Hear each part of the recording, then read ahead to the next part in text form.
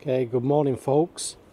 Back at Cleveley's on low tide, and I'm just having a look to see if I'm looking to see if we can get out at low tide and get a moon shot and do a black and white and get a nice mono image of that foreground. I'm not sure if I think the tide's still on its way out, but I'm just gonna go and grab my kit, have a wander out there and get set up.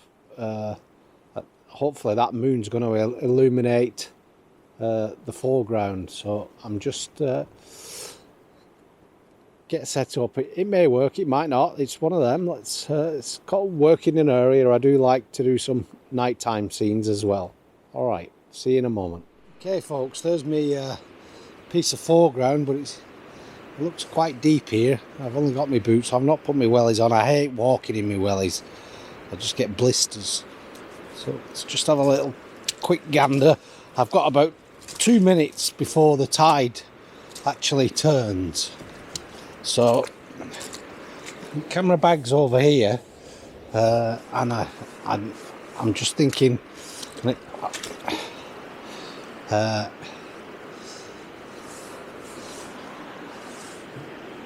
so I may have to light that up a little bit. We'll see. I'm going to go and put my 16mm on, or I think I'm going to be using my 16mm, and then see if I can get that foreground and the moon as a seascape, moonscape type image. Oh, yeah. Okay, folks, I've not actually set up the vlogging camera. The tide's turning and I'm a bit wary of setting up in the dark and dropping things in the sea, and I ain't taking that risk. So I have taken a series of shots. I have done a little bit of light painting on the foreground. If the images are worth working on, I've done a series of images and a bit of light painting. A bit mindful that I needed to be at least 30 seconds shutter speed, so I've taken one at a shutter speed of 10 seconds. If I go over sort of 15 seconds, you get a slurred moon. So I don't like to. I don't really want to get. I want a nice, clear, defined moon if I can. So I've done various shutter speeds, some for the foreground and then a shutter speed for the moon. And I may end up having to do an exposure blend or time blend, however you want to describe it. Just blend some images together to see if I could make something quite nice. And I'm highly likely to be back here tonight to see if I can get the sunset shot with the foreground. It's just all part of working in an area and thinking about different compositions and the full moon and a low tide and a sleepless night. So although I did go to bed very early, but I was awake at 2:30 and thought, right, I'm going to get out, and I may actually pop over to Lytham now and do a nighttime Fairhaven United Reformed Church at Fairhaven, the White Church, and I'll go and have another go at a nighttime pixel shift.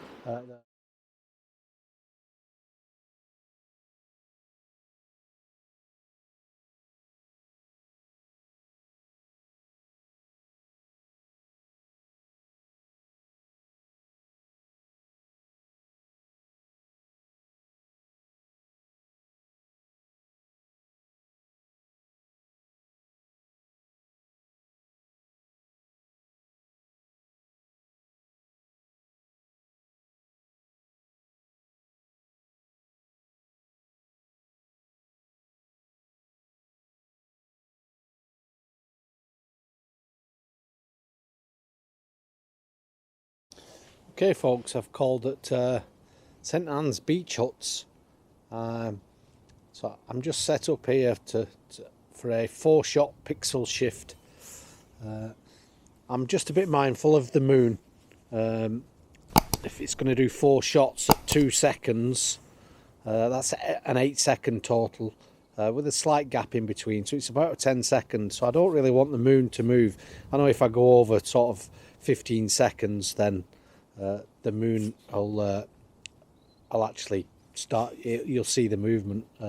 Anything over 15 seconds I start seeing movement, and I don't want that.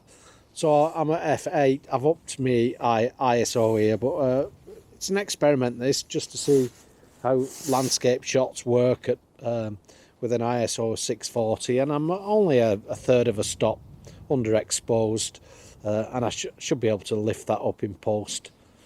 So let's we're just on the 4-shot pixel shift, and it'll just set off in a second. It's just a similar to a bracketed series of shots, but it doesn't actually alter the exposure. A pixel shift,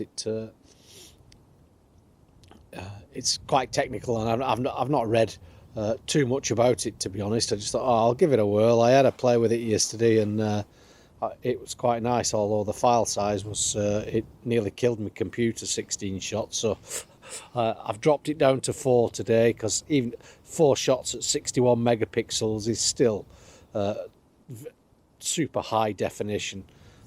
So if these are any good, I'll pop them on the screen for when I do come to put in all this together.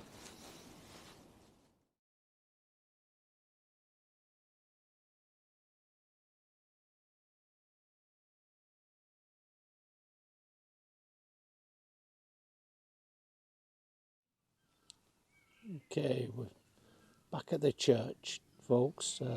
Just testing the pixel shift multi-shoot again. So I'm on nothing moving, hopefully. There's no wind. I'm just being mindful of when the cars come. And I am lighting up the... I've got my torch, and I'm just lighting up the top of the church to just try and even the exposure out. But take one series of shots. It's on a 4-shot pixel shift, so we'll just get it going. Yeah, I'm on a delay there, and I'll just stand back and just light up the top of the church, just to try and even that top section out, which is a bit darker. We'll see. It's a lot darker. It may not work with it being so dark. I'm not sure whether my torch is actually lighting that up, but it's quite a powerful torch. Okay, folks, that's it all done for this nighttime shoot. Okay, folks, I may as well use the church lighting to assist me with signing off on this nighttime photography session. I'll pop the images up on screen. They're highly likely to be a mono series of nighttime shots, but it's given me something to do during the night, and it's been a beautiful clear night. The full moon would have stopped me from having a play with Astro, but if you've got a full moon, then I've tried to find some compositions that have included the moon, and another play with pixel shift when it's when there's no wind and it's fairly quiet. Okay, any comments, feedback? If you enjoyed the content, don't forget to hit the like button. Press the subscribe if you've enjoyed the content button, the notification bell, and I'll catch you on the next adventure. Bye for now, folks.